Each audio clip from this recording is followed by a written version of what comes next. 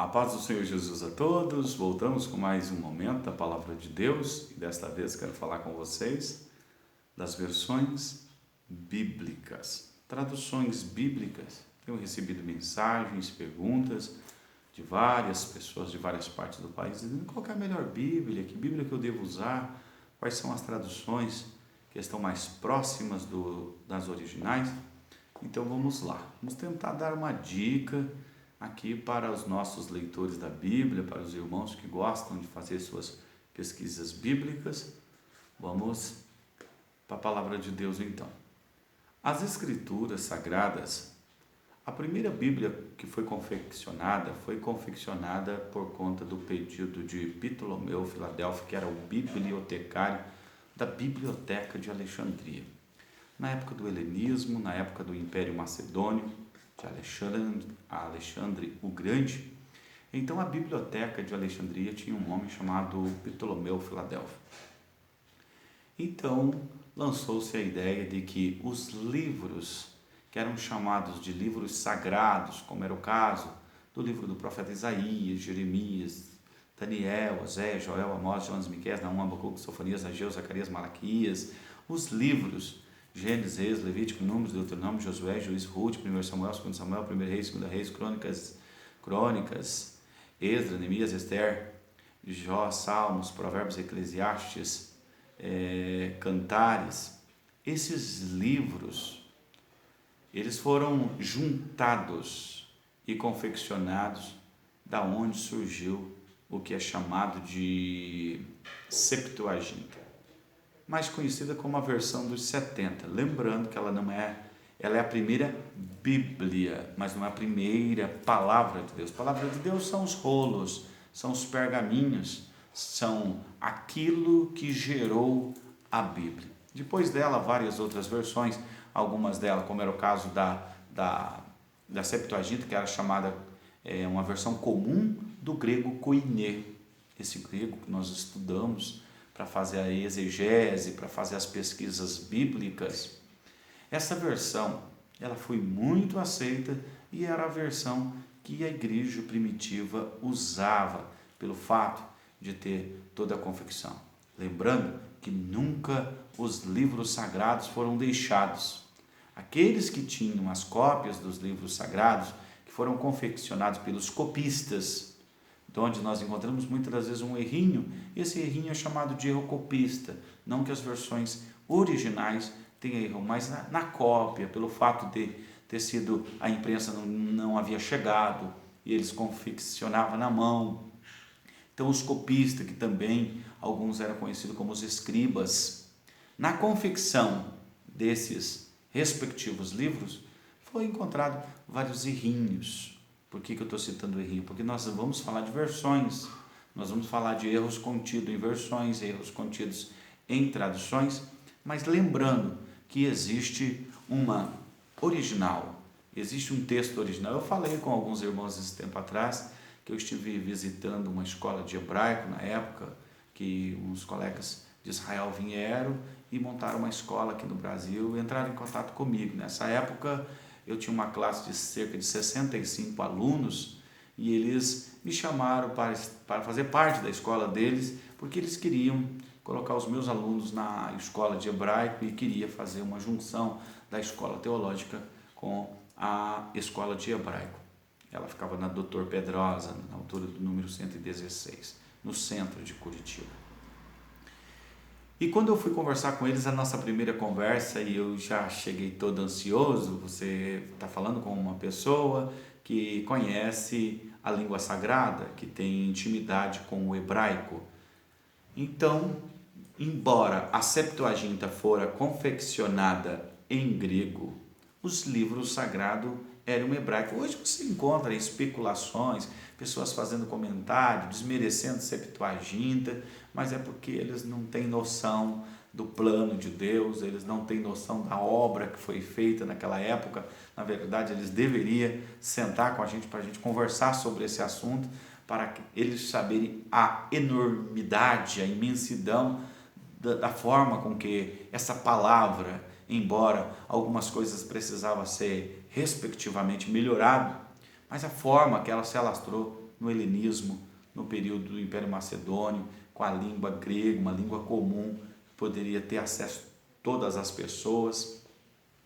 Agora, você encontra pessoas tentando desfazer desta obra. Não, você não pode olhar para aquela obra com a visão de hoje, você tem que olhar para aquela obra com a visão de antigamente. Então, era algo fenomenal que estava acontecendo na época do helenismo. Essa versão, depois dessa versão, muitas outras versões que a palavra foi se degradando, textos foram sendo mudados. Você encontra hoje uma grande guerra com as pessoas, teorias que foram formadas, mas que se resolveria facilmente se eles conhecessem a raiz etimológica, a raiz exegética ali do termo, a origem do termo, por que foi falado daquele jeito, por que foi usado aquela palavra. Muitas teorias iam ser desfeito com poucas palavras, mas com as traduções, com as mudanças dos textos, trouxe um grande problema para toda a humanidade. Hoje nós tentamos resolver parte deste problema, que nós não vamos resolvê-lo inteiro nunca, estudando, tentando se aproximar das versões. Aí os irmãos dizem, qual é a melhor versão? A melhor versão é a versão original. Aí, naquela ansiedade de conversar sobre esse assunto lá na escola, eu perguntei para um dos professores, na época era o Amir. Nós tínhamos o Amir e tínhamos o Davi. O Davi era um poliglota. Então eu perguntei para eles, essa versão que vocês usam é próximo da original? Eles disseram, não é próximo da original. Eu peguei comigo, assuntando, disse assim, nossa, pessoas que falam hebraico, da aula de hebraico, hebraico clássico, conhecem o hebraico antigo e não tem uma Bíblia original. Mas por que a Bíblia de vocês não é próxima das originais? Aí eles responderam, é porque ela é a original. Essas palavras aqui no rodapé, essas palavras do ladinho aqui, nas margens, estas palavras são palavras certas, palavras que lá na escrita está errado, então aqui foi corrigida a palavra, só que não tem como mexer lá, porque senão o que é original deixa de ser original. Eu guardei isso comigo, achei super interessante este respectivo zelo, que lamentavelmente aqui no nosso país, um país de pessoas que têm interesse de saber a palavra de Deus, mas não tem interesse de saber se com aquilo que está lidando, se é original, a origem daquilo, termos que são usados no Brasil, doutrinas que são pregadas no Brasil, ensinamentos que são pregados e ensinados no Brasil e que as pessoas nunca se preocuparam em saber a origem. Inclusive, dentro do sentido etimológico também, nomes de filhos que eles dão para os filhos, você vai ver, não tem, muitas das vezes, nem sentido aquele nome. Você tem noção por que o nome de Moisés é esse? Você sabia que é porque ele foi tirado das águas? A origem é egípcia. Mas quem aqui no Brasil sabia que Moisés era de origem egípcia? E vários outros nomes. É feio? Não, o nome não é feio. Eu estou dando o exemplo que as pessoas devam consultar as origens do nome. Muitas das vezes o nome é persa, mas ele quer dar um nome aqui para o filho de origem persa. Quando o nome ele glorifica a Deus, quando o nome não compromete a vida da criança, não tem problema. Só que muitas das vezes os nomes são relacionados aos deuses pagãos que aquelas nações respectivamente usavam. Então é bom se ater a essas coisas aí. Eu trouxe algumas versões aqui, as versões que eu uso, na verdade não são muitas versões, a gente deixa sempre reservado cerca de 70 versões para ser usado, cerca um pouquinho mais de 20 dicionários de várias línguas, para ser consultado muitas das vezes numa numa exegese, para ter uma boa hermenêutica, uma boa interpretação do texto, muitas vezes faz uma consultinha ali. Nós usamos aqui para fazer as pesquisas de exegese, nós usamos o Reineteke, que é a original, e justamente aqui eu não trouxe aqui, mas depois eu apresento para vocês. Trouxe aqui versão francesa, espanhola, NVI, a Dake, a Thompson, a linguagem simplificado, aquela pessoal que chama de Perchito, e algumas outras versões aqui. A gente parte do princípio tentando entender o hebraico, tentando entender o grego, que são as traduções. Usamos também o latim, tem várias versões, cerca de 5, 6 versões no latim, edições paulinas, a versão católica, a versão dinamarquesa, a versão espanhola, aqui veio na versão do castelhano, e várias outras versões. Nós temos aqui para nós fazermos a nossa pesquisa. Eu vou ver se eu consigo encontrar alguma coisa aqui para dar exemplo para vocês de quais são os critérios que nós usamos para encontrar uma Bíblia com uma versão que você possa usar na sua leitura sistemática e diária. Vamos abrir a Bíblia em Apocalipse, no capítulo 11, no versículo 15. Lá vem escatologia de novo. Não, na próxima vez eu faço um só com escatologia, mas hoje é versão bíblica, tá bom? Aguenta lá. Então é Apocalipse, capítulo 11, versículo de número 15. Tinha que ser a 7ª trombeta. Tinha, muito bom. O capítulo 11, versículo 15 diz assim: O 7º anjo tocou a sua trombeta e houve no céu grandes vozes que diziam: Os reinos do mundo vieram a ser do nosso Senhor e do seu Cristo. Ele reinará para todo sempre. Então esta é a 7ª trombeta. Ele está dizendo que tocou o 7º anjo e os reinos do mundo passou a ser do Senhor Jesus Cristo. Ele passa a reinar a partir do momento da 7ª trombeta. Mas como ela tem um tempo, ela tem espaços de dia, ela simboliza tempo, ela significa tempo. Então você tem que saber a partir de qual tempo. Daí o apóstolo Paulo disse assim, é no tempo da última trombeta. Então significa o quê? Que nesse toque os reinos do mundo passam a ser do nosso Senhor Jesus Cristo. Então significa que os próximos versículos não pode desfazer essa ideia. Por quê? Porque senão vai ter erro na tradução. Então vamos lá, vamos ver o que os textos dizem. E os 24 anciãos que estão assentados em seus tronos diante de Deus, prostraram-se sobre os seus rostos e adoraram a Deus, dizendo assim: Graças te damos, Senhor Deus, Todo-Poderoso, que és, que eras, e que com teu grande poder passastes a reinar, ou que tomaste com teu grande poder e passastes a reinar. Então essa versão diz assim, dessa forma. Agora vamos ver uma outra versão que diz de forma diferente. Vamos ver esta daqui. Eu vou ler, eu não vou mostrar a capa delas para vocês, porque eu quero ser discreto, então eu só vou ensinar a questão da versão. Depois você procura na sua Bíblia, faz uma anotaçãozinha, eu vou te dar uma dica também. Então aqui, no capítulo de número 11, dá uma olhadinha aqui, não sei se você vai conseguir ver, capítulo de número 11, versículo 15. Observa lá. Na verdade, não sei se vocês vão conseguir ver, mas eu vou ler. Tocou o 7º anjo a sua trombeta e houve nos céus grandes vozes que diziam: Os reinos do mundo vieram a ser do nosso Senhor e do seu Cristo, e ele reinará para todo sempre. Então vamos lá. É o verso 16. E os 24, é o 17, melhor dizendo. E os 24 anciões que estão assentados no seu trono, diante de Deus, prostraram-se sobre os seus rostos e adoraram a Deus. 16, 17. Dizendo: Graças te damos, Senhor Deus Todo-Poderoso, que és, que eras, e que hás de vir. Pronto.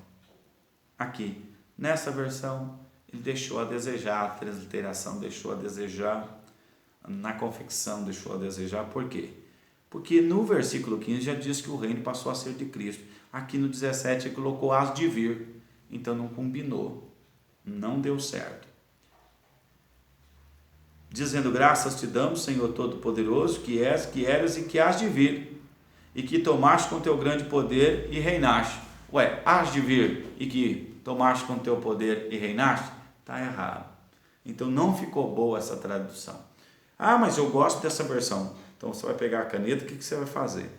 Você vai fazer uma observaçãozinha debaixo da palavra que diz assim, ó, e que hás de vir. Então se dá uma riscadinha debaixo dela. A hora que você faz a leitura, você faz a leitura assim, dizendo: graças te damos, Senhor Deus Todo-Poderoso, que és e que eras. Aí vai ficar assim: e que tomaste o teu grande poder e passaste a reinar. Aí perfeito, fica compreendido.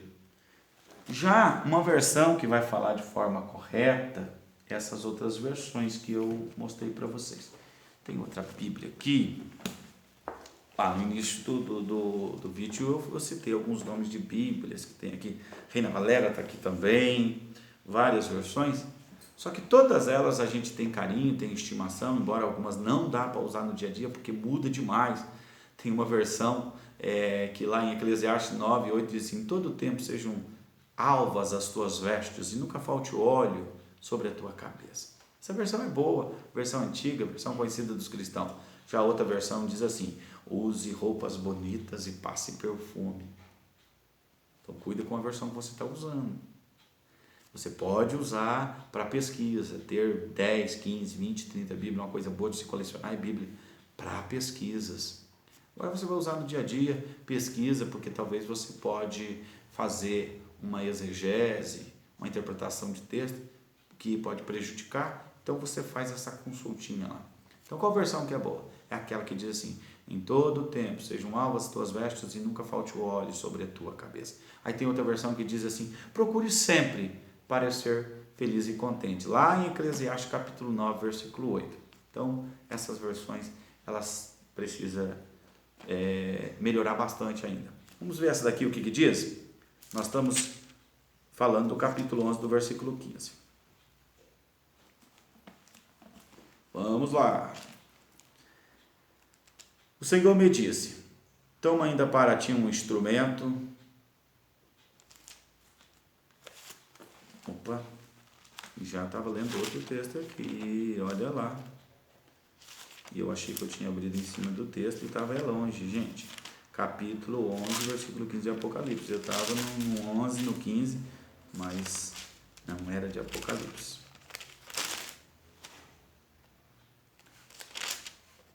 Capítulo 11, versículo 15. Agora sim.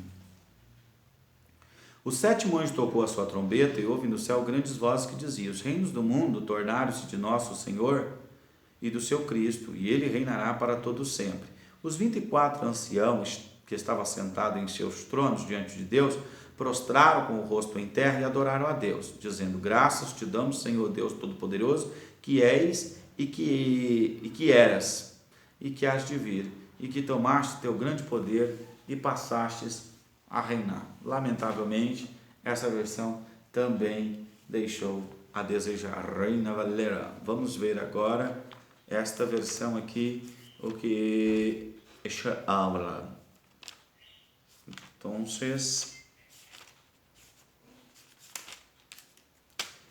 capítulo 11, versículo 15, nos diz assim: el séptimo ángel tocó la trompeta y hubo grandes voces y en el cielo que decía: los reinos del mundo ha venido y a ser de nuestro Señor su Cristo, y él reinará por los siglos de los siglos.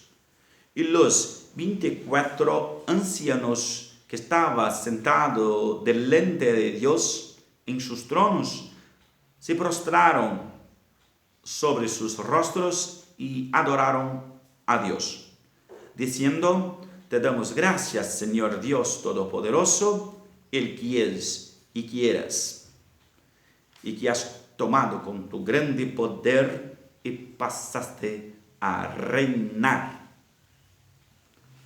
Versão boa.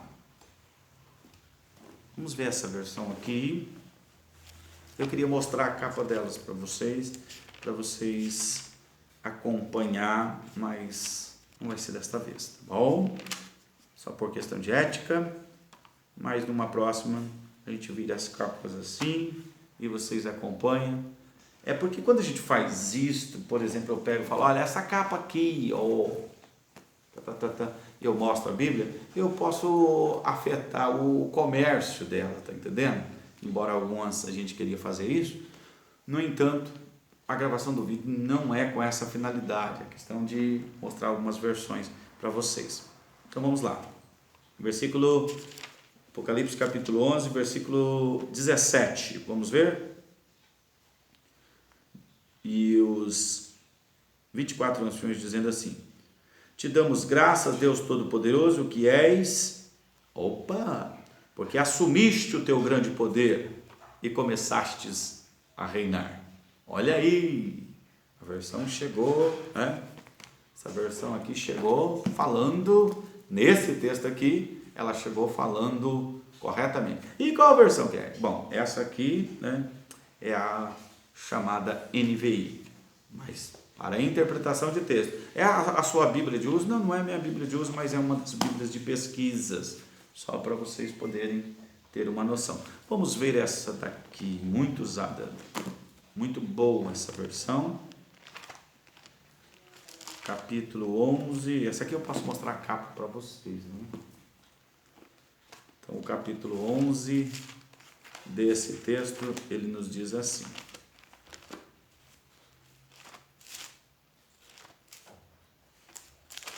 11:17, dizendo: graças te damos, Senhor Deus Todo-Poderoso que és, porque tomaste o teu grande poder e reinaste. O Thompson, nesse aqui, acertou. Muito bem, está falando o nome da Bíblia. Pois é, quando a gente está falando para pontos positivos, a gente não está difamando, não está falando mal. Só que tem versões que, lamentavelmente, se a gente for mostrar e falar mal, as pessoas vão entender de forma diferente. Mas não é que a versão é ruim, é que deixou a desejar. Quem foi fazer, quem sabe, na hora de transliterar, não teve o cuidado que as escrituras merecia. Não é verdade? Vamos ver essa versão aqui. Muito bem, amados e queridos irmãos. Tem outros textos que pode ser usado. Lá em 2 Tessalonicenses, capítulo 2, diz assim: somente há um que resiste até que do meio seja tirado. A versão boa não é essa. Por quê? Porque essa versão deu a ideia para algumas pessoas que fazem pesquisa bíblica de que o Espírito Santo é tratado no pejorativo como um que resiste. E nenhum texto bíblico das Escrituras Sagradas trata o Espírito Santo desta forma. Ou é pneumate, ou é paracleto, mas pejorativo de maneira nenhuma. Então, qual é a versão correta? É aquela versão que diz assim: somente há um reino que agora resiste até que do meio seja afastado. Essa versão é a mais própria para representar o texto de 2 Tessalonicenses, capítulo 2. Bom, vamos lá então, versículo 17, dizendo: graças te damos, Senhor Deus Todo-Poderoso, que és, que eras, e que com teu grande poder assumiste e passastes a reinar. Muito bem. Agora deixa eu ver aqui 2 Tessalonicenses, nessa daqui, o que diz?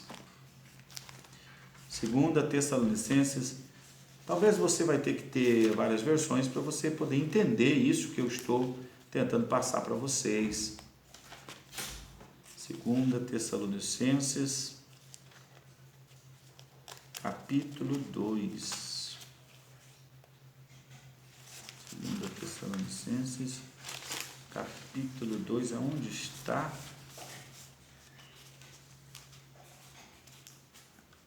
Tessalonicenses, no capítulo 2, quando diz a um que resiste até que do meio seja afastado,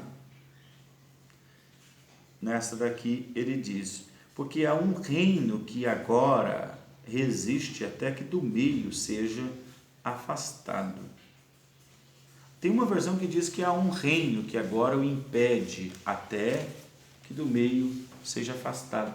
Deixa eu ver aqui na versão francesa, se nós vamos conseguir ver o que ele vai falar aqui na versão em francês.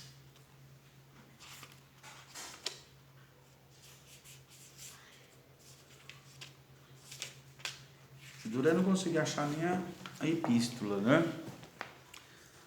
Capítulo 2, ele diz assim: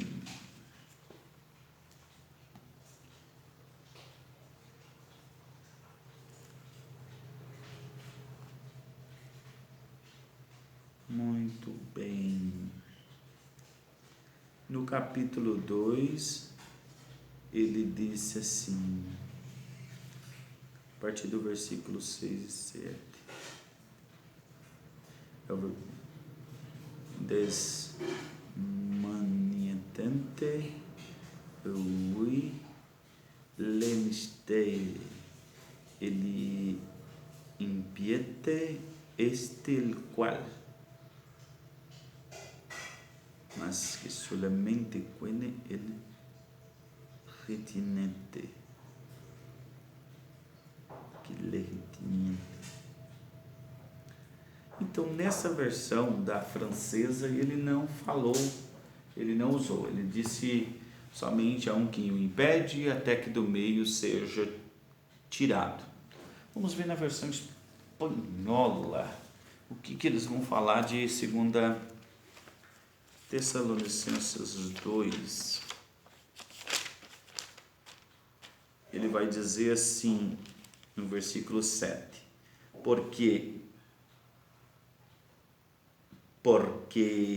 esta acción, el misterio, ya está en acción, el misterio de la iniquidad, solo que hay quien al presente lo detiene. Muito bem, muito bem. Uma versão boa. Existe, porque aí está a ação do mistério da iniquidade, somente